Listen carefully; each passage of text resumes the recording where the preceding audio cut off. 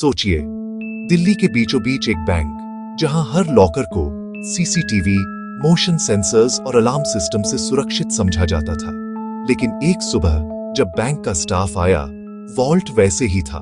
कोई forced entry नहीं, कोई तोड़-फोड़ नहीं, फिर भी अंदर के करोड़ों रुपए, सोना और ज्वेलरी गायब थे। क्या हुआ था? किसने और कैसे किया था यह वह काम जो असंभव माना जाता था?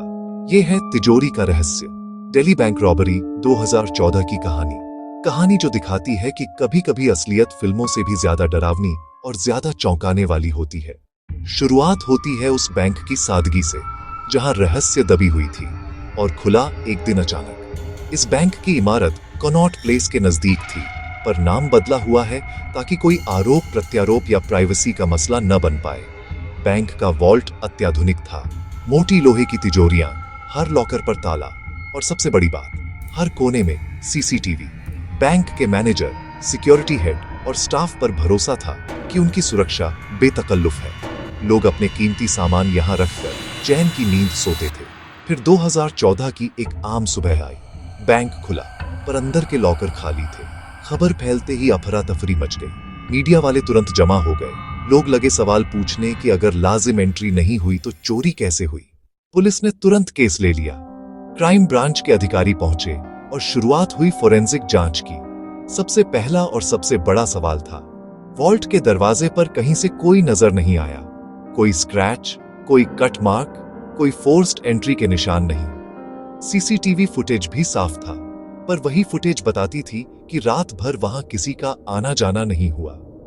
अलार्म सिस्टम ने कभी भी चेतावनी नहीं दी। यह सब देखकर पुलिस भी हैरान रह गई और मामला बन गया इम्पॉसिबल हाइस्ट। मामले की जड़ों में जाकर जब डिटेक्टिव्स ने जानना शुरू किया कि कैसे इतने साफ सुथरे तरीके से चोरी को अंजाम दिया गया, तो उन्हें पता चला कि यह किसी एमेचर गैंग का काम नहीं था। इस चोरों की टीम ने महीनों की तैयारी की थी।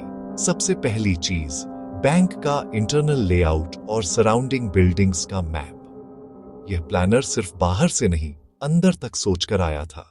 उन्होंने गार्ड्स की शिफ्ट टाइमिंग्स रिकॉर्ड की, सीसीटीवी के ब्लाइंड स्पॉट्स नोट किए और मेंटेनेंस स्केड्यूल्स समझे। किसी ने कहा कि उसने बैंक के आसपास कुछ कॉन्ट्रैक्टर्स को देखा था जो बार-बार आते जाते थे, पर यह भी एक फॉल्स लीड निकला। असल प्लानिंग ज्यादा खतरनाक और ज्यादा कैलकुलेटेड थी। टनल बनाने का काम शुरू हुआ, लेकिन यह कोई टिपिकल मूवी स्टाइल टनल नहीं था। यह एक मेटिकुलसली एग्जीक्यूटेड अंडरग्राउंड पैसेज था, जिसे बनाने के लिए हेवी ड्रिल्स, कटिंग टूल्स और साउंड डैम्पनिंग टेक्निक्स का इस्तेमाल हुआ। उन्होंने रात के समय ही एक्सकवेशन किया ताकि किसी की नजर न लगे। आसपास के लोगों ने कभी भी अनयूजुअल नॉइज रिपोर्ट नहीं किया, क्योंकि नॉइज को मिनिमाइज किया गया था। साउंड प्रूफिंग के लिए इंसुलेशन और मफलर्स लगाए गए और ड्रिल्स को छोटे छोटे शिफ्ट्स में चलाया गया ताकि लंबी आवाज न निकले। यह काम दिन रात नहीं हुआ, बल्कि कई हफ्तों तक धीरे धीरे किया गया। कुछ नाइट्स में तो काम सिर्फ 2-3 घंटे ही हुआ, बस इतना कि प्रोग्रेस होता रहे और सस्पिशन ना उठे। मास्टरमाइंड ने यह भी प्लान किया कि अगर कोई कॉन्ट्रैक्टर कभी कुछ पूछ ले तो वही स्टोरी दे दी जाए। Old maintenance work in progress और कुछ डॉक्यूमेंट्स भी फेक बनाए गए ताकि अगर कोई देखने आ जाए तो मामला साफ लगे। उनके पास इनसाइड नॉलेज भी थी, यानी कि वॉल्ट के टेक्निकल स्पेक्स का पता था। किस वॉल के पीछे क्या वायरिंग जाएगी, सेंसर्स कहां-कहां सेंसिटिव हैं और कौन सी जगहें ब्लाइंड स्पॉट्स बन सकती हैं। इस इंटेलिजेंस के बिना यह काम नामुमकिन था। चोरी की रात आई और वह रात इतनी सामान्य दिख रही थी कि कोई अंदाजा भी नहीं लगा सकता था कि अंदर क्या होने वाला है। शहर की सड़कें खाली थीं, ताजी हवा थी और बैंक के आसपास कोई सस्पिशियस एक्टिविटी नहीं दिखी। टनल के भीतर से चलकर चोर वॉल्ट के ठीक पीछे पहुंचे। उन्होंने वॉल्ट के पीछे के मेंटेनेंस पैनल को बहादुरी और निपुणता से ओपन किया और अंदर घुसते ही उन्होंने देखा कि वॉल्ट की इनर स्ट्रक्चर कैसी है। अब असली चुनौती थी, बिना किसी फोर्स्ड एंट्री के लॉकरों को खोला जाए। उन्होंने सोफिस्टिकेटेड बाईपास टूल्स का इस्तेमाल किया। कुछ मशीनें थीं जो लॉक्स को मैनिपुलेट करने में सक्षम थीं, बिना फिजिकल डैमेज के। ये टेक्निक मैकेनिकल लॉक पिकिंग से अलग थी। ये थी एडवांस्ड मैनिपुलेशन, जो ईयर्स ऑफ लॉक स्मिथिंग और इंजीनियरिंग नॉलेज पर आधारित थी। चोरों ने हर लॉकर को मेथोडिकली ओपन किया और ध्यान रहा कि ऐसे निशान न छोड़ें जो लेटर फोरेंसिक एनालिसिस में पकड़े जा सके। उनकी हर मूवमेंट कैलकुलेटेड थी।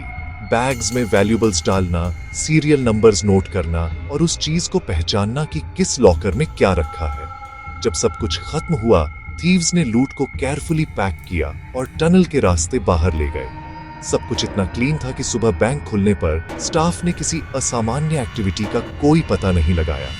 वॉल्ट का दरवाजा वैसे ही बंद था, अलार्म साइलेंट थे और सीसीटीवी फुटेज में रात भर कोई मूवमेंट नहीं दिखा। फिर जैसे ही स्टाफ ने गिनती की, थीर थहर कर रह गए। करोड़ों रुपए का नुकसान। खबर फैलते ही पुलिस चेनचांग पहुंची और इन्वेस्टिगेशन शुरू हुआ। फोरेंसिक टीम्स ने हर छोटी छोटी चीज को स्टडी किया, fingerprints, tool marks, fibre traces, पर क्लूज बेहद कम थे। ऐसा लगा जैसे चोरों ने हर चीज छुपा दी हो। सीसीटीवी फुटेज को लेकर भी इन्वेस्टिगेटर्स बैफल्ड थे। कैमरे ने रात भर कुछ नहीं दिखाया, पर रिसर्चर्स ने फुटेज को डिटेल में एनालाइज किया और देखा कि कुछ फ्रेम्स में डिस्टॉर्शन था, पर यह डिस्टॉर्शन नेचुरल टेक्निकल ग्लिच थी या डिलिबरेट टैंपरिंग, पता लगाना मुश्किल था। इन्वेस्टिगेटर्स ने बैंक के स्टाफ और कॉन्ट्रैक्टर्स को एक्सटेंसिवली इंटरव्यू किया। कई लोगों के एलिबाइज क्रॉस चेक्ड किए गए, लेकिन हर बार डिटेक्टिव्स को आगे बढ़ने वाली कोई बड़ी लीड नहीं मिली। एक छोटी सी लीड तब आई जब किसी नेबर बिल्डिंग के केयरटेकर ने बताया कि उसने कुछ रातों में हल्की वाइब्रेशंस महसूस की थी, पर उसने इसे छोटे मेंटेनेंस काम की वाइब्रेशन समझकर अनदेखा कर दिया था।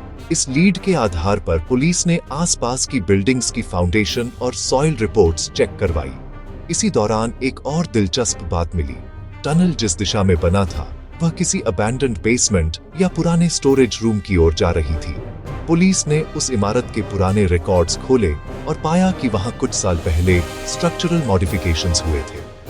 ये मिलान होने पर उन्होंने उस इमारत की डीप स्वीप की। वहां उन्हें कुछ साइंस मिले, मडी फुटप्रिंट्स, कुछ लेफ्टओवर रोप्स और एक पुरानी बैटरी पैक जिसकी सीरियल नंबर कुछ फोरेंसिक लैब्स में मैच की गई। यह पहला पक्का फिजिकल एविडेंस था जो चोरी के बाद मिला। बैटरी पैक ने डिटेक्टिव्स को एक नैरो लीड दी। यह बैटरी कुछ विशेष ड्रिलिंग इक्विपमेंट के साथ कंपैटिबल थी और वे कुछ लोकल टूल रेंटल शॉप्स की इन्वेंट्री में यह मॉडल क्रॉस चेक कर पाए। अब इन्वेस्टिगेटर्स ने उन रेंटल शॉप्स के रिकॉर्ड्स खंगाले और पाया कि उस बैटरी मॉडल को कुछ टेक्नीशियंस ने रेंट किया था, पर सबके पास बड़े काम के लिए वैलिड रिसीप्ट्स थे। फिर इन्वेस्टिगेटर्स ने सीसीटीवी फुटेज में उन टेक्नीशियंस की वाजह मैच करने की कोशिश की और पाया कि एक टेक्नीशियन का बिहेवियर सस्पिशियस था। उसने बैंक एरिया के आसपास कुछ नाइट्स में ट्रक को कई बार पार्क किया था। इसे लेकर पुलिस ने उस टेक्नीशियन पर निगाह रखनी शुरू की। कुछ दिनों की सर्वेलेंस में उन्हें पता चला कि वह टेक्नीशियन कुछ लोगों से मिल रहा था जिनके बारे में पता चला कि वे अक्सर नाइट शिफ्ट्स में काम करने वाले हैं या रिटायर्ड इंजीनियर्स हैं। ये बड़ा संकेत था। चोरों की टीम में शायद ऐसे लोग शामिल थे जिनके पास टेक्निकल एक्सपर्टीज थी, इलेक्ट्रिशियंस, लॉकस्मिथ्स या नेल। इसी दौरान मीडिया में केस सेंसेशनल हेडलाइंस में आ गया। लोगों ने स्पेक्युलेट करना शुरू किया कि क्या इनसाइड हेल्प इन्वॉल्व्ड था, क्या कोई बैंक एम्प्लॉई किसी तरह से इंफॉर्मेशन लीक कर रहा था। बैंक के कुछ सीनियर स्टाफ पर भी सस्पिशन गया और कुछ को टेम्पोरेरीली सस्पेंड कर दिया गया, पर बाद में कई लोगों के एलिबाइज क्लियर हो गए। जांच आगे बढ़ती रही और एक अंडरकवर ऑपरेशन ने उन लोगों के नेटवर्क्स में कुछ और कुरकुरे फैक्ट्स निकाले। इन्वेस्टिगेटर्स ने पाते खोदते देखा कि मास्टरमाइंड की प्रोफाइल काफी इंटेलिजेंट और पेशेंट थी। उसने बहुत थिन ट्रेल छोड़ी थी। ऐसा कोई बड़ा मिस्टेक नहीं था जो उसे पकड़ने में मदद करे, पर किसी भी पजल की तरह धीरे धीरे छोटे छोटे टुकड़े मिलते गए। एक इनसाइडर ने बताया कि वॉल्ट की मेंटेनेंस का कुछ पेपर वर्क पुराने कॉन्ट्रैक्टर्स के पास भेजा गया था और वही कॉन्ट्रैक्टर्स कुछ महीनों पहले बैंक के पास दिन ब दिन आते थे।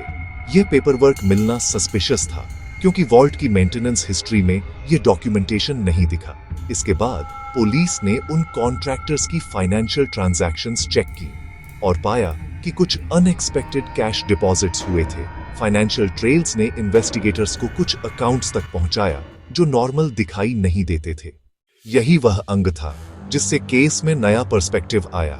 चोरी सिर्फ फिजिकल ऑपरेशन नहीं थी, बल्कि फाइनेंशियल लॉन्ड्रिंग का नेटवर्क भी शामिल था।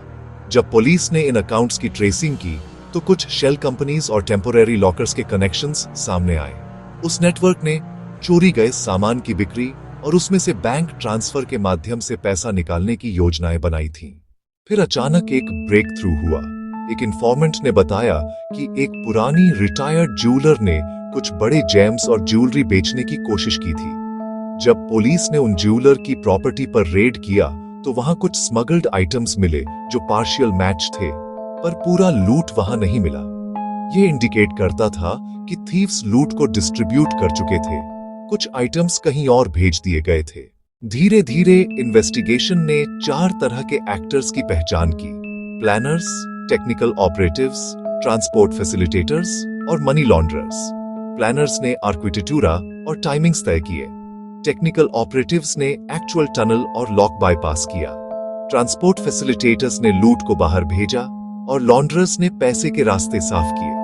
यह इकोसिस्टम इतना ऑर्गेनाइज्ड था कि पुलिस को कई राज्यों में इन्वेस्टिगेशंस चलानी पड़ी। कुछ अरेस्ट्स हुए, छोटे ऑपरेटर्स पकड़े गए, पर मास्टरमाइंड की पकड़ अभी दूर थी। एक अरेस्ट ने कई और लीड्स खोल दिए।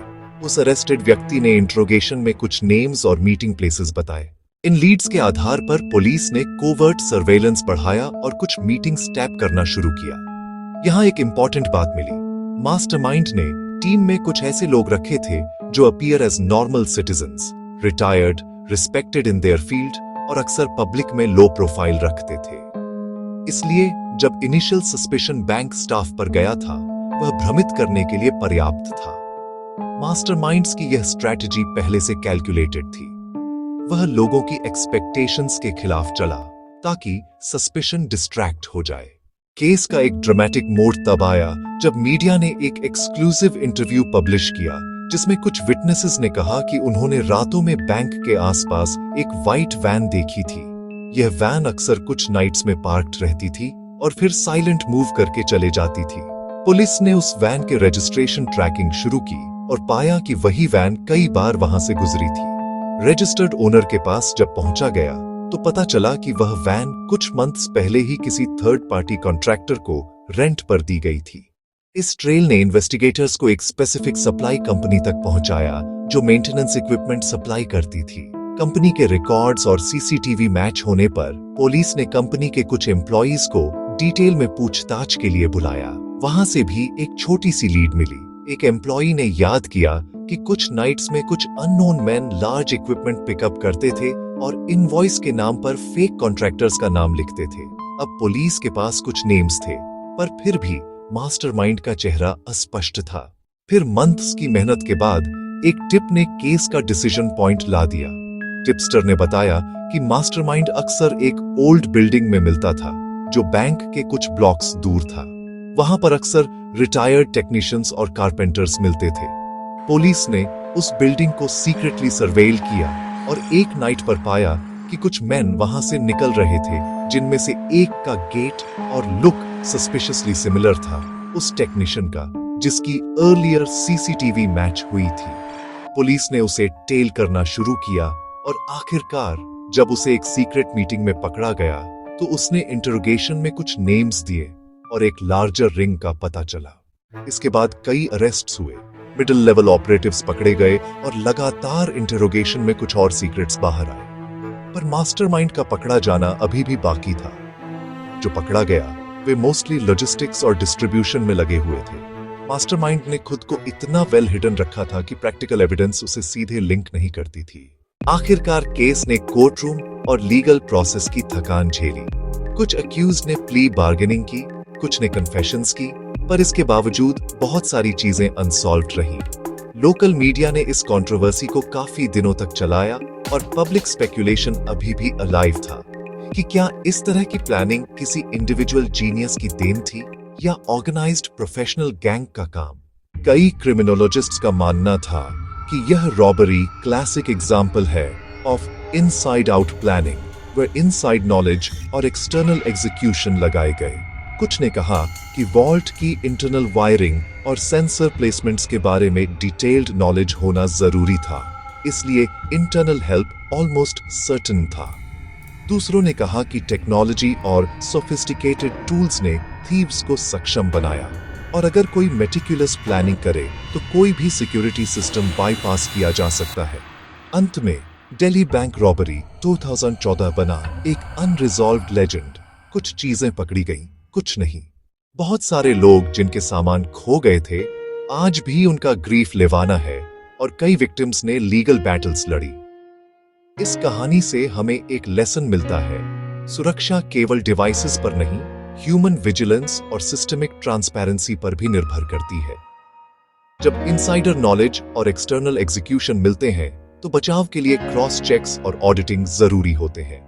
अगर आप इस कहानी से कुछ सीखते हैं तो यह है, चाहे सिक्योरिटी कितनी ही एडवांस्ड हो, ह्यूमन फैक्टर और इंटरनल अकाउंटेबिलिटी को निग्लेक्ट न करें। अब मैं आपसे पूछता हूं, क्या आप सोचते हैं कि मास्टरमाइंड्स को पूरा न्याय मिला या कई रहस्य अभी भी हवा में तैर रहे हैं? नीचे कमेंट्स में अपनी राय जरूर बताइए। अगर आपको यह कहानी पसंद आई हो तो लाइक और सब्सक्राइब कर दीजिए और इस चैनल को सपोर्ट करने के लिए बेल आइकॉन दबाना न भूलिए। अगली बार हम एक और असली घटना की गहराई में उतरेंगे। तब तक के लिए सुरक्षित रहें और सवाल पूछते रहें।